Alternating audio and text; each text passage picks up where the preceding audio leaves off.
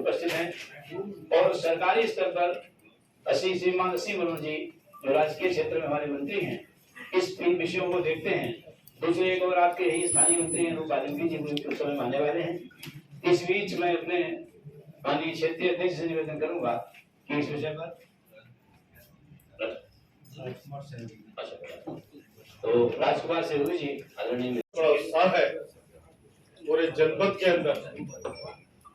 कल आपको अलीगढ़ जनपद में तो नुमाइश ग्राउंड के अंदर सम्मेलन होने जा रहा है। एक उत्साह देखने को मिलेगा। एक अनुसूचित समाज का बड़ी भारी संख्या में भारतीय जनता पार्टी से जुड़ा है और देश के प्रधानमंत्री मोदी जी ने और प्रदेश के मुख्यमंत्री योगी जी ने जो अनुसूचित समाज के लिए जो कल्याणकारी योजना चलाई है और ग्राम पंचायत स्तर पर और ब्लॉक स्तर पर जो कार्यक्रम दिए हैं, उससे अनुसूचित समाज में बहुत बड़ा संदेश गया है और मान और सम्मान के लिए जो भारतीय जनता पार्टी ने समाज का जो सम्मान किया है तो आज तक 70 साल में किसी पार्टी ने नहीं किया है। इसी साथ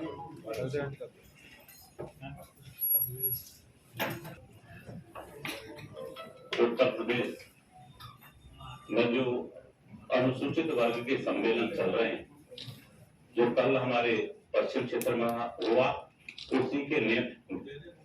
उसी के तहत कल ब्रज क्षेत्र का अनुसूचित वर्ग के सम्मेलन के कार्यक्रम में में उपस्थित हमारे ब्रज क्षेत्र के सम्मानित अध्यक्ष जी, हमारे उत्तर प्रदेश सरकार में मंत्री आदरणीय असीम अरुण जी, हमारे जनपद अलीगढ़ के सांसद आदरणीय गौतम जी, हमारे सम्मानित विधायक इंगला, हमारे सम्मानित भारतीय जनता पार्टी के जिलाध्यक्ष और हमारे सभी पदाधिकारी और इस प्रेस वार्ता में उपस्थित सभी सम्मानित पत्रकार भाई बहनों, जैसा कि आप सबको विदित है कि कल हमारे ब्रज क्षेत्र का अनुसूचित वर्ग का सम्मेलन होना है और इसमें उत्तर प्रदेश के यशस्वी मुख्यमंत्री आदरणीय योगी आदित्यनाथ जी कल हम सबके बीच रहेंगे और लगभग ब्रज क्षेत्र में 19 जनपद हमारे संगठन की दृष्टि से हैं।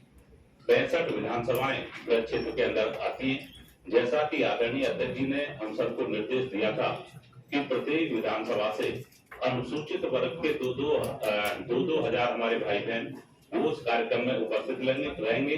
लगभग 1 लाख से अधिक की संख्या कई जगह मेरा जाना हुआ है। निश्चित ही अनुसूचित वर्ग में इसका विशेष उल्लास है लोगों के अंदर कि इस तरह का कार्यक्रम हो रहा है और हमें उसमें बुलाया जा रहा है, तो बड़े लोग प्रफुल्लित हैं।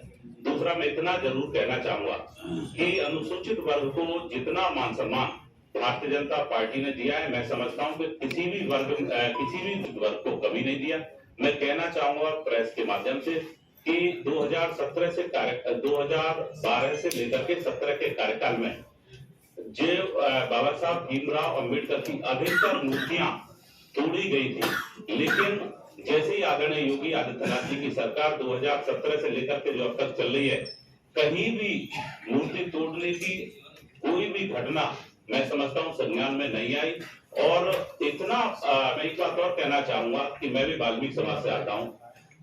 देश के यशस्वी प्रधानमंत्री आदरणीय नरेंद्र मोदी जी ने वाल्मीकि समाज, जो मुख्यतः यह समाज सफाई पेशे से जुड़ा था, अभी कुंभ के अंदर भी वाल्मीकि समाज के भाई बहनों को जो पैर पखारने का काम किया है, मैं विशेष तौर पर कहना चाहूंगा अनुसूचित वर्ग में वाल्मीकि समाज के अंदर इसका बहुत बड़ा एक मैसेज है, संदेश है कि देश के और विश्व के सबसे लोकप्रिय नेता ने जिस तरह का एक जो उनको सम्मान दिया है वो अपने आप में अभूतपूर्व है।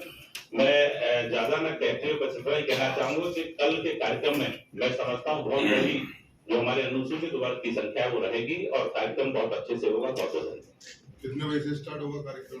योजनाओं का लाभ मिल पाएगा? बहुत अच्छा। आप किसी का छात्रावास को बहुत पढ़ना था और उसको प्रियोरिटी से नेशनल कराया गया तो वो रहने लायक नहीं पाया गया और उसको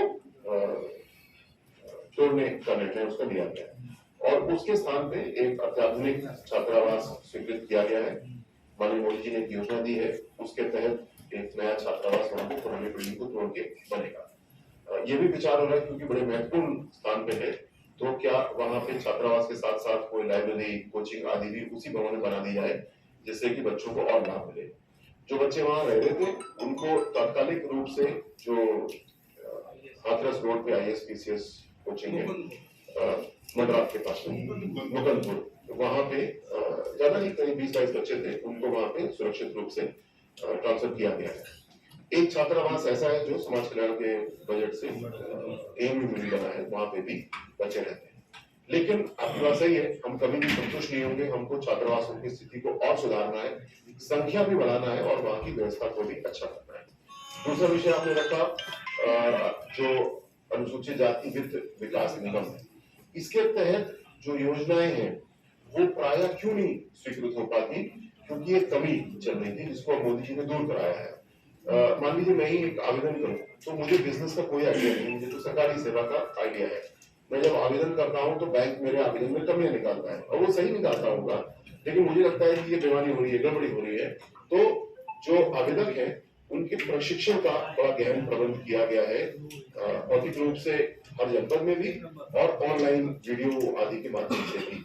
जैसे कि अभी पेट्रोल पंप की एक योजना आई थी और उसमें पर्याप्त लाभार्थी या आवेदक नहीं मिल रहे थे, तो इसके लिए विभाग ने एक ऑनलाइन परिचर्चा की जिसमें 700 लोग ने ज्वाइन किया, बाद में भी वीडियो देखा होगा, और उसको समझ के पेट्रोल पंप के आवेदन बहुत बड़ी संख्या में हमारे बढ़ गए और जो स्टेट में राज्य में कमी हो रही थी वो हमारी पूरी हो गई है।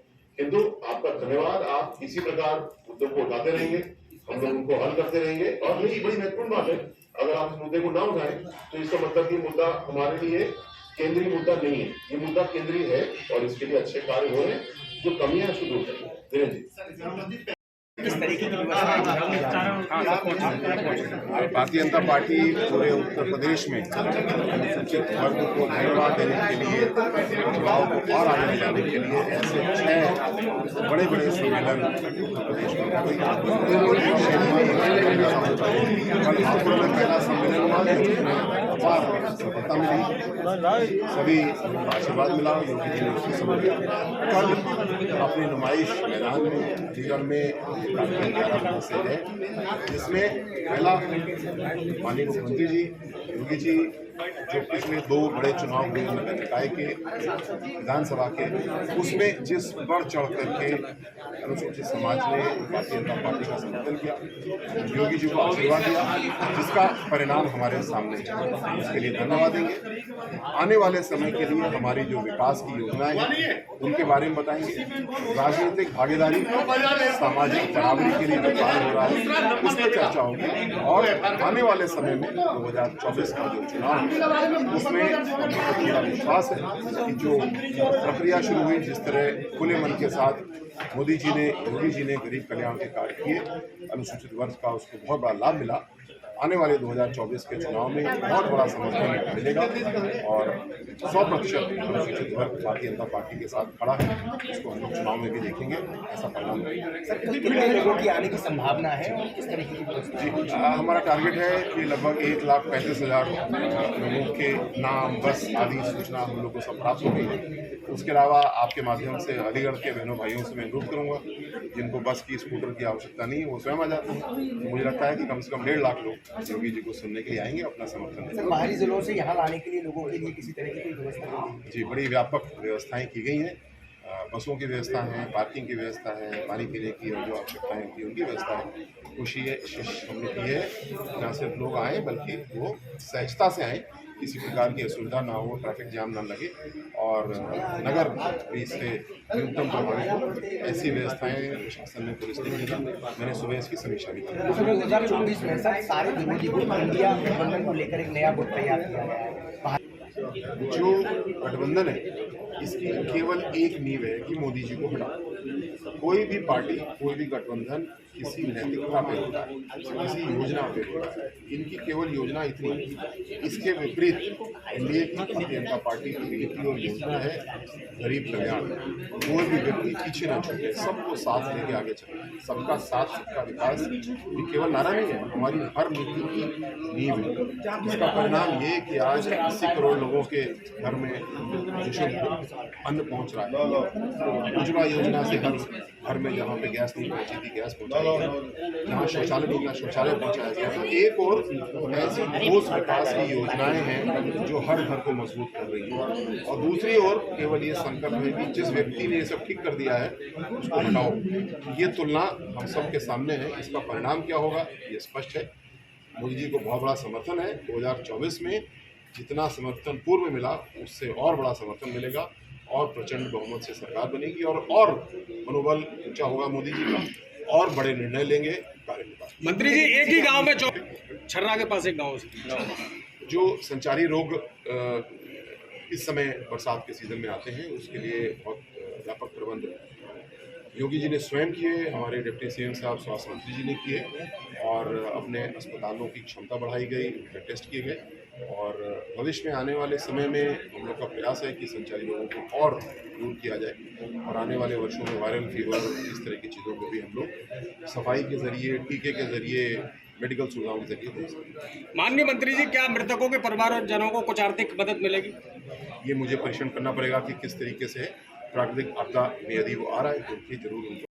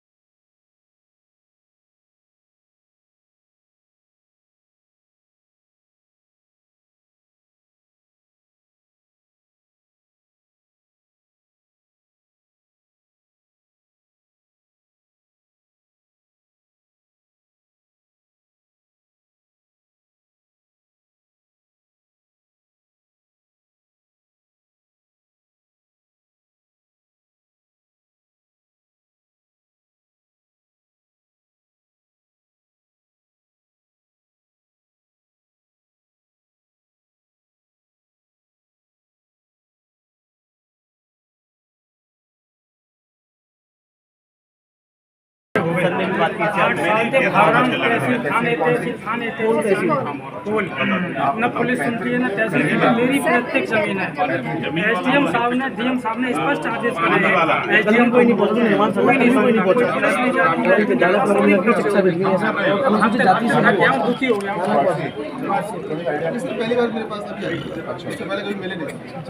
मेरे फैक्ट्स भेज दिए, मेरे हर जगह सब कुछ कर दिया, कोई नहीं सुना। उससे पहली बार मिलना इनके साथ एक सब इंस्पेक्टर बैठाओ जो पूरी बात को समझे कि ये बात लगी बात ऐसे लिखने से कुछ नहीं होता। अगर इनका मामला कोर्ट में है तो कोर्ट में बात दायर करेंगे, अगर तत्काल वाला है तो तत्काल करेंगे। सब इंस्पेक्टर को अभी थाने भेजिए, बैठाएं, मुझे घंटे में बताएंगे। सर एक ज्ञापन था एसोसिएशन ये शिक्षा विधि विद्यालय प्रबंधक नहीं है। किस विद्यालय में है?